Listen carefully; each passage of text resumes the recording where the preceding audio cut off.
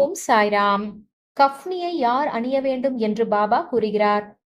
அதாவது ஒரு நாள் மதிய நேரத்துல மகாபக்தர் வாமன் ராவ் துவாரகமாய்க்கு வந்தப்போ பாபா ஒரு பழைய வேஷ்டியை எடுத்துக்கிட்டு அதுல இருந்து சின்ன துண்டுகளை கிழிச்சிட்டு இருந்தார். அந்த துண்டுகள் சுமார் 2 அங்குல அகலத்துல இருந்தது. அதுக்கப்புறமா அதெல்லாம் ஒரு தையல்காரர் கிட்ட கொடுத்து இழுப்பு கயிறா பயன்படுத்துற வகையில மெல்லிய பட்டைகளை தைக்க சொன்னாரு. சில சமயங்கள்ல பாபா தலையில கட்டுறதுக்காக ஒரு சின்ன துணியை வாங்கும்படி அந்த தையல்காரர் கிட்ட சொல்லுவார். அதோட பாபாவுக்காக மஞ்சள் அப்படின்ற தடித்த பருத்தி துணியும் வாங்கியிருந்தாரு. அந்த துணியில தான் பாபாவுடைய கஃப்னி தைக்கப்பட்டது. அந்த கஃப்னி பார்த்தோம் அப்படின்னா 2 துணியால தைச்சா எப்படி இருக்கும் அந்த மாதிரி ஒரு திக்கா அப்படிதான் பாபாவுக்கு கஃப்னி தைக்கப்பட்டது. இதுல நம்ம கவனிக்க வேண்டிய விஷயம் என்ன அப்படின்னா, பாபா எதையும் வீணாக்குனதே கிடையாது. பழைய துணிகளை பயன்படுத்தி புதிய பயன்பாட்டுக்காக மாத்தினாரு. கிழிந்த கஃப்னிகளை தைச்சு பயன்படுத்தினாரு.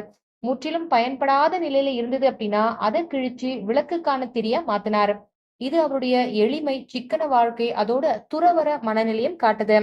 பாபா சொன்னது என்ன அப்படின்னா, முன்னாடி எல்லாம் நான் மெலிந்த துணியை போட்டுட்டு இருந்தேன். அதனால மக்கள் என்னை இறந்தவரா நினைச்சு சவப்பீடத்துல வச்சாங்க. அதுக்கப்புறமா தான் நான் இந்த தடித்த ரெட்டை துணியால அந்த தைக்கப்பட்ட அந்த கஃப்னிய நான் போட ஆரம்பிச்சேன் அப்படின்னாரு.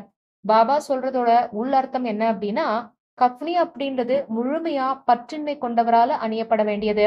அவர் இந்த உலகத்துல வாழ்ந்தாலும் உயிரோடு இருக்கிற இறந்தவர் போல இருக்கணும்.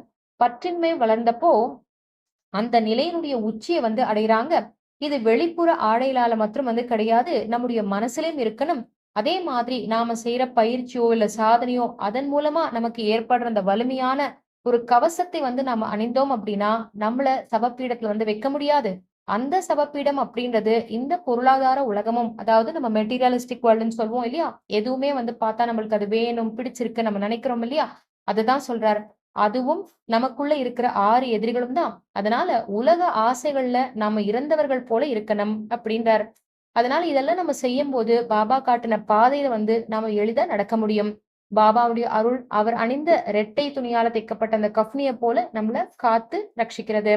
பாபா இங்க சொல்றது பார்த்தோம் அப்படின்னா ரொம்ப ஒரு ஆழமான கருத்து. கஃப்னி அப்படின்றது ஒரு துணி கிடையாது. அது ஒரு நிலை. நாம இல்லற வாழ்க்கை வாழ்ந்தாலும் உலகியல் ஆசைகள் நம்மள கட்டுப்படுத்தக் கூடாது. பற்றின்மை அப்படின்றது அன்பில்லாதது கிடையாது. அது ஒரு சமநிலை. நாம எல்லோரிடமும் கருணையோடு இருக்கணும். அதே நேரத்துல நம்முடைய உள்ளத்துல அகந்தை, கோபம், பேராசை இது எல்லாவற்றையும் வெல்லணும்.